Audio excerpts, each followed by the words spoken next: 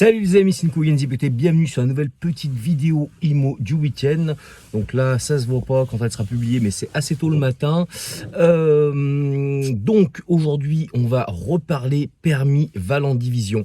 Voilà, c'est une vidéo que j'ai faite il y a déjà quelques temps, donc vous pouvez la retrouver sur la chaîne YouTube en farfouillant dans les anciennes vidéos. Mais à l'époque, j'avais expliqué finalement la mécanique de ce qu'était le permis Valant Division, que je vais réexpliquer très rapidement sur cette vidéo.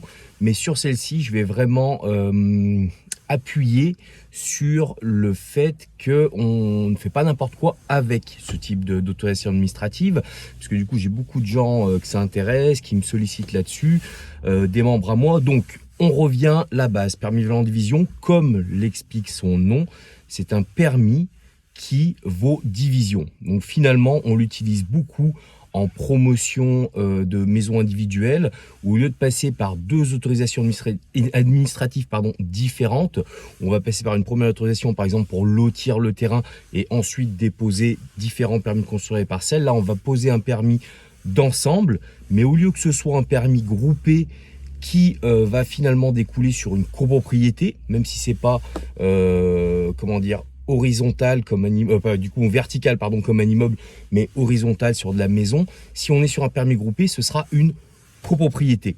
Donc le permis Valant Division va permettre finalement de créer directement à la fin, à la conformité du permis, la division. Donc c'est comme un permis groupé au niveau de l'autorisation en elle-même. Il y a simplement des éléments à rajouter sur la demande de permis qui vont être le futur DA, document d'arpentage, qui est fait par le géomètre, et un règlement de l'association syndicale libre qui va gérer finalement peut-être les voiries communes aux différents lots qui vont être créés. Donc ça, c'est pour rappeler la mécanique de la chose, et comme je vous dis, qui à la base est utilisé vraiment pour ces projets de promotion vraiment de maisons individuelles, pour faire la division, que les gens ne soient pas en copropriété derrière. Maintenant, j'ai beaucoup de gens qui me sollicitent en me disant « Ouais Nico, est-ce que je peux utiliser ça? Est-ce que je peux du coup monter ce permis-là et après trouver mes clients pour leur faire le projet ?» Finalement, un peu utiliser le système de la VFA en donnant des parties du permis. Eh bien ça, non. Non, non, non. Attention mes amis. Aujourd'hui, il y a eu une époque où ça se pratiquait bien. Certains petits malins, pour éviter finalement la lourdeur administrative, financière d'une vraie promotion immobilière en VFA, vente en futurité d'achèvement, utilisaient ce stratagème, utilisaient le permis Valant Division et finalement rétrocédaient une partie du permis de construire, en fin de compte une quote-part du permis de construire, aux différents clients des maisons. Sauf que, pourquoi ça ne fonctionne pas? Pourquoi ça a été retoqué? Et pourquoi aujourd'hui c'est interdit? Alors attention, dans la vie, des fois il y a des personnes qui arrivent à faire passer des choses, et ma foi, tant mieux pour elles si elles y arrivent, mais attention les risques. Moi, vous savez, je suis quelqu'un d'assez prudent dans la vie.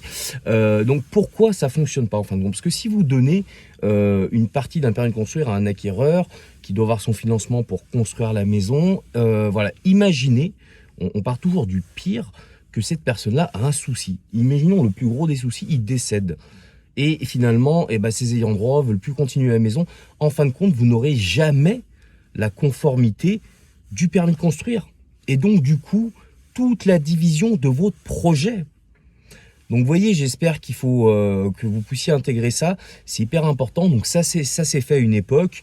On donnait finalement, voilà, on cédait une partie du permis de construire aux différents acquéreurs.